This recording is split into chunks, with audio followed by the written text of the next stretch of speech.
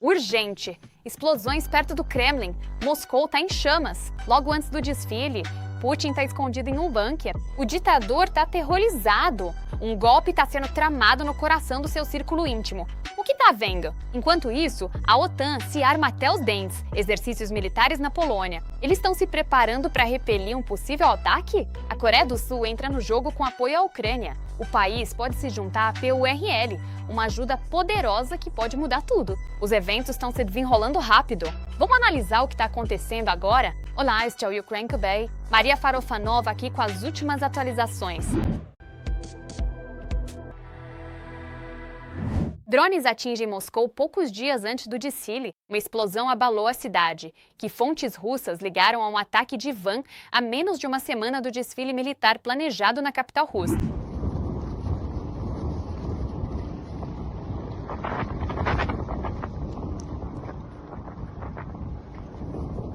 Segundo canais russos do Telegram, a explosão foi ouvida perto da rua Mosfilmovskaya. Imagens que circulam online mostram um prédio residencial danificado, supostamente atingido por um drone. Testemunhas relataram uma forte explosão, após a qual os serviços de emergência correram para o local. Não houve informações oficiais por algum tempo. Mais tarde, o prefeito de Moscou, Sergei Sobyanin, confirmou o incidente, afirmando que um drone atingiu um prédio na área de Mosfilmovskaya.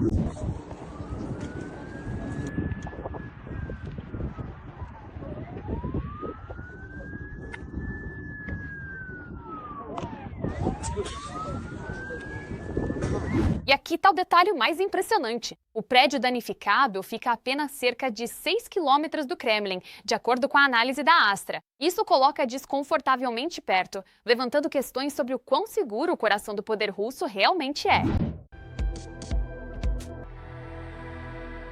Putin teme um assassinato e um golpe. O veículo Histórias Importantes relatou que obteve informações de um país da União Europeia descrevendo a real situação dentro do Kremlin. Segundo o documento, desde o início de março de 2026, o Kremlin e Putin estão cada vez mais preocupados com vazamentos de informações confidenciais e o risco de uma conspiração ou tentativa de golpe. Em particular, há temores de que drones possam ser usados em uma potencial tentativa de assassinato por membros da própria elite política da Rússia. Em resposta, o Serviço Federal de Proteção reforçou significativamente a segurança em torno de Putin. Visitantes da administração presidencial agora passam por 2 níveis de triagem, incluindo revistas completas. A lista de locais visitados regularmente por Putin foi drasticamente reduzida. Disse que nem ele nem sua família visitam mais suas residências habituais na região de Moscou ou em Valdai. Desde o início da guerra na Ucrânia, Putin tem se abrigado frequentemente em bunkers modernizados, inclusive na região de Krasnodar, onde pode trabalhar por semanas, enquanto a mídia russa continua transmitindo imagens pré-gravadas. Funcionários que trabalham perto dele agora estão proibidos de usar celulares e devem confiar em dispositivos sem acesso à internet.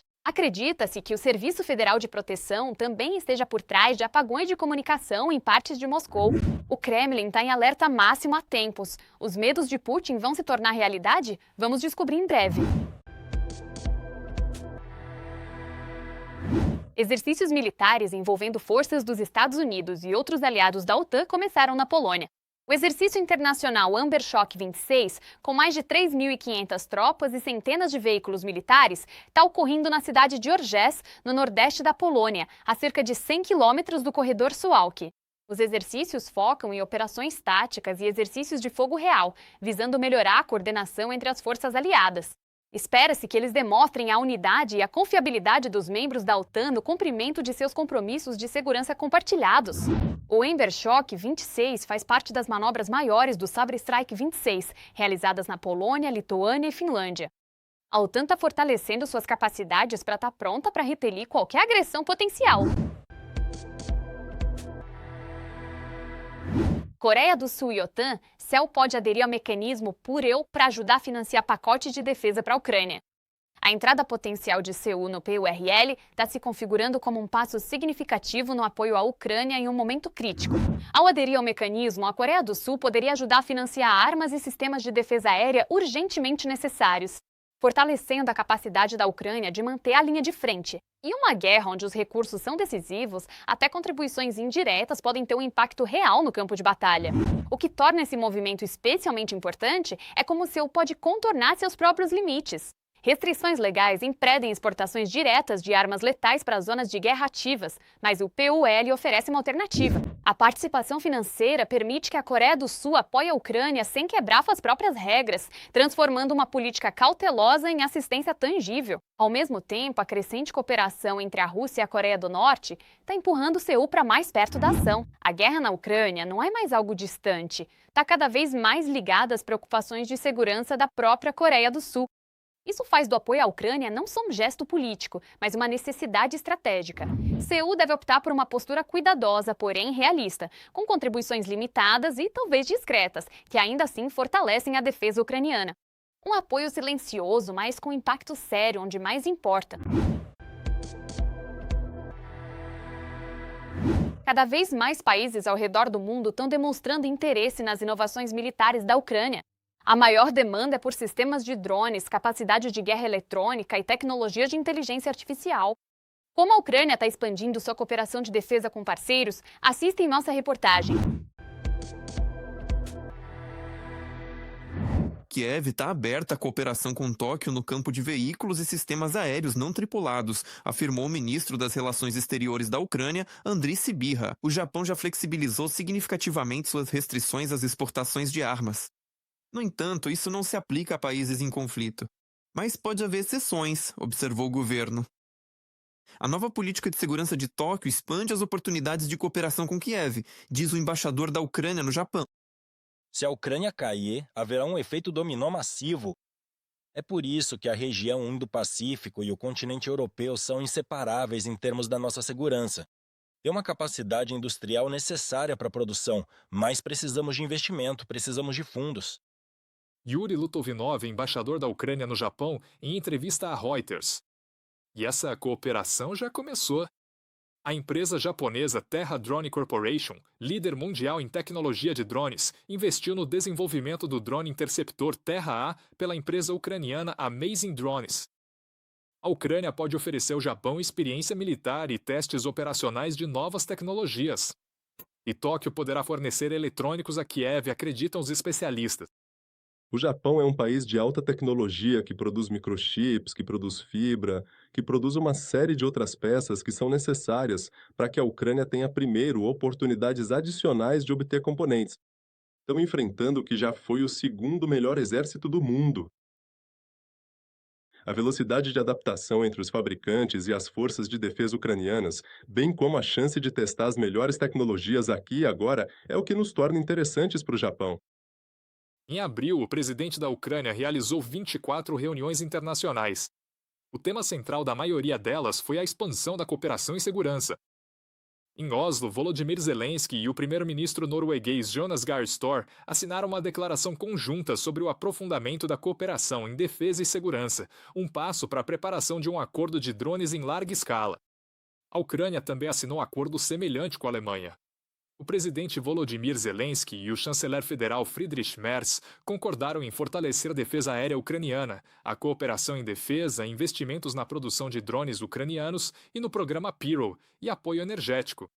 Desde 2026, nos tornamos o parceiro bilateral mais importante da Ucrânia. Isso é evidente, antes de tudo, em nosso apoio militar ativo. E hoje concordamos com novas medidas de apoio abrangentes, inclusive na área de defesa aérea. Estamos falando de armas de longo alcance, veículos aéreos não tripulados e munição de artilharia. Volodymyr Zelensky também discutiu o acordo de drones com a primeira-ministra italiana Giorgia Meloni. As partes trabalharão em seus detalhes. A Ucrânia desenvolveu um formato especial de acordo de segurança, que chamamos de acordo de drones. Esta é a nossa experiência militar, capacidades de defesa no campo de drones, mísseis, sistemas de guerra eletrônica, troca de dados e assim por diante. Propomos combinar tudo isso com as capacidades de nossos parceiros. A Ucrânia e os Países Baixos assinaram documentos para iniciar o trabalho em um acordo de cooperação no campo do desenvolvimento de drones e concordaram com a primeira produção conjunta de defesa.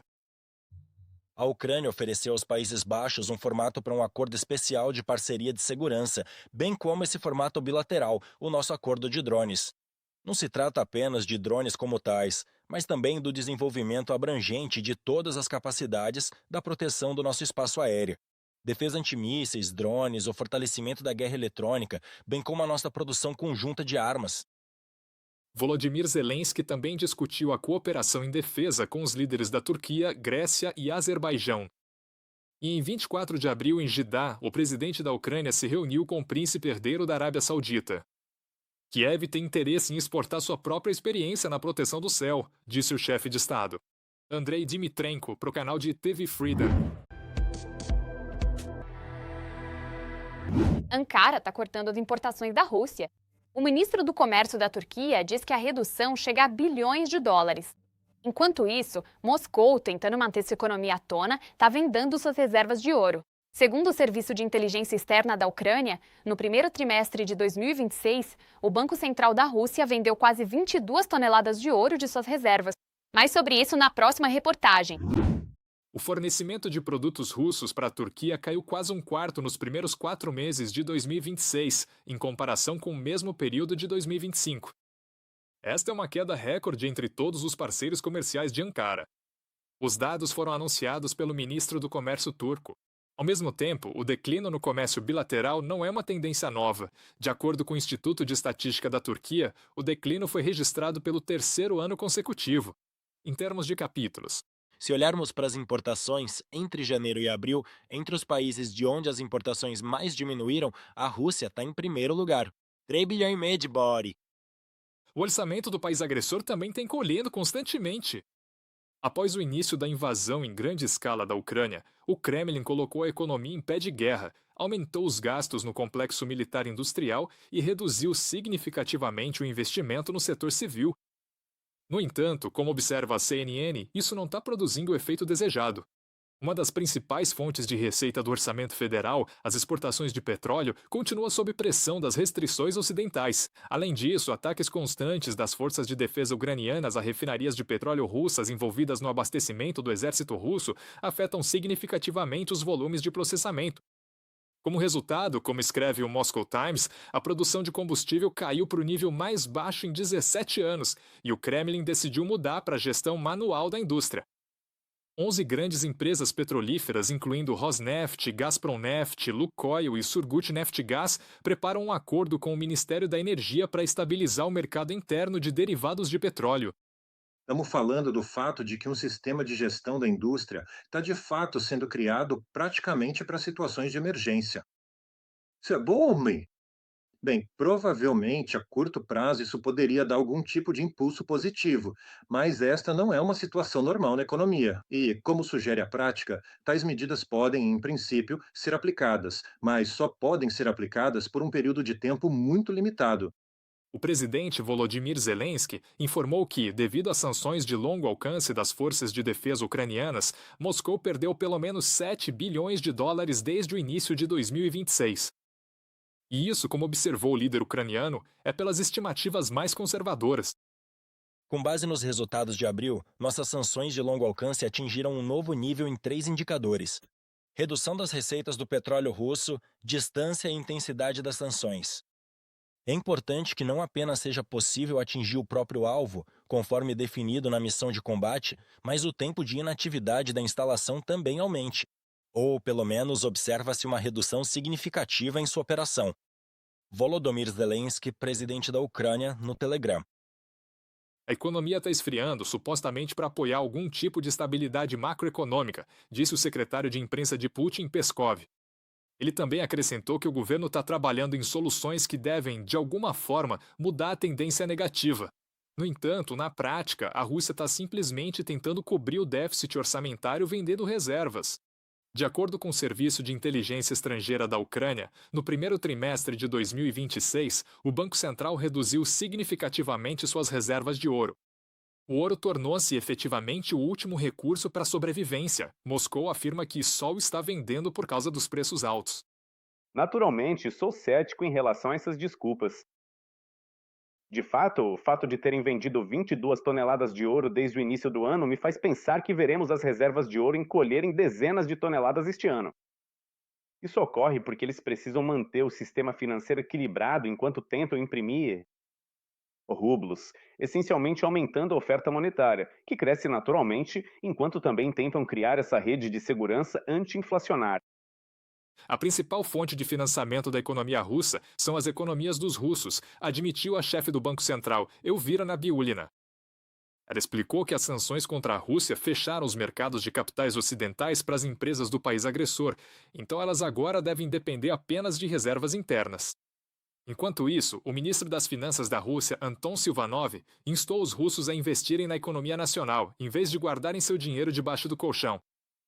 Nikita Skobliko para Freedom TV.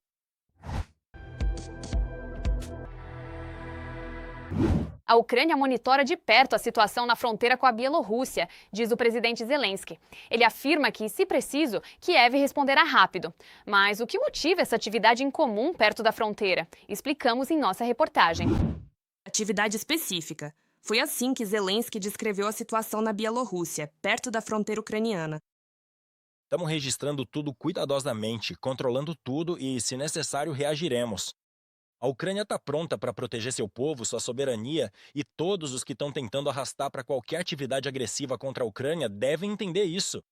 Esse está longe de ser o primeiro sinal de alerta. Em abril, o presidente da Ucrânia informou que, segundo a inteligência, estradas estão sendo ativamente construídas e posições de artilharia estão sendo montadas na zona de fronteira da Bielorrússia. E eles também estão construindo novos postos avançados de fronteira lá. Em 9 de abril de 2024, um posto avançado foi aberto para o dia do grupo de fronteira de Gomel. No setor deste grupo de fronteira, em 2023, o posto avançado de Ozarevich começou a operar a 37 quilômetros da fronteira ucraniana. Outro complexo está sendo construído na região de Brest e outro no distrito de Narovlia, em Gomel, diretamente perto da fronteira ucraniana. Além disso, em janeiro começou a construção de um campo de treinamento no distrito de Rikitsa. Segundo Volodymyr Zelensky, a Rússia tentará novamente arrastar a Bielorrússia para a guerra contra a Ucrânia. Eles estão se preparando para isso. Acho que realmente precisamos esperar bem os ucranianos, a Ucrânia precisa esperar que eles realmente passem pela Bielorrússia. Vejo pela retórica de Lukashenko que ele está preparando o terreno para isso. E talvez isso aconteça. A ameaça da Bielorrússia não vai a lugar nenhum. Felizmente, no momento, a Rússia não mantém nenhuma de suas unidades no território da Bielorrússia que tem uma grande quantidade de equipamentos ou pessoal. Mas, por outro lado, a qualquer momento a Rússia pode transferir suas forças adicionais para o território da Bielorrússia. Ao mesmo tempo, vemos que a Rússia provavelmente está pressionando a Bielorrússia para que este país também se junte a esta guerra em uma escala maior com suas próprias forças. Anteriormente, a Bielorrússia anunciou a criação do Comando Operacional do Sul, especificamente na direção da fronteira com a Ucrânia. Portanto, rotas logísticas e outras instalações, em particular campos de treinamento, estão sendo estabelecidas lá. Andriy Denchenko, porta-voz do Serviço Estatal de Guarda de Fronteiras da Ucrânia, em um comentário à mídia ucraniana. Se Lukashenko ainda se arriscar a entrar diretamente na guerra da Rússia contra a Ucrânia, a resposta dos militares ucranianos será mais dura do que ele pensa, garantiu o Serviço Estatal de Guarda de Fronteiras. O Centro de Combate à Desinformação do Conselho de Segurança Nacional e Defesa da Ucrânia não descarta tal cenário, mas o considera improvável no futuro próximo.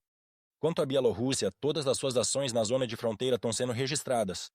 No momento, apenas pequenas provocações são possíveis daquele lado, o que custará mais ao lado bielorrusso, nada mais. Portanto, é melhor que os bielorrussos não as cometam. Andriy Kovalenko, chefe do Centro de Combate à Desinformação do Conselho de Segurança Nacional e Defesa da Ucrânia, no Telegram. Se o país agressor tentar lançar uma ofensiva a partir da Bielorrússia, não terá sucesso em avançar rapidamente. O comandante da Guarda Nacional da Ucrânia está certo disso. Hoje, forças de defesa com muitos drones já estão nessas áreas. Além disso, Moscou não tem recursos para essa ofensiva, então não há chance, afirmou Alexander Pivinenko. No entanto, Lukashenko certamente pode ajudar a Rússia com recursos de mobilização. A Bielorrússia já parou de permitir que recrutas russos viajem para o exterior. O Comitê Estatal de Fronteiras da Bielorrússia declarou que cidadãos russos proibidos de sair após receberem uma convocação não poderão sair do país. De acordo com ativistas de direitos humanos, Moscou e Minsk estão agora compartilhando dados dos registros eletrônicos de alistamento militar e convocações. Maria Gelutsenko, para o canal de TV Freedom. O que você acha dos últimos eventos? Compartilhe sua opinião nos comentários, curta o vídeo e se inscreva para se manter informado sobre as principais manchetes. Até breve!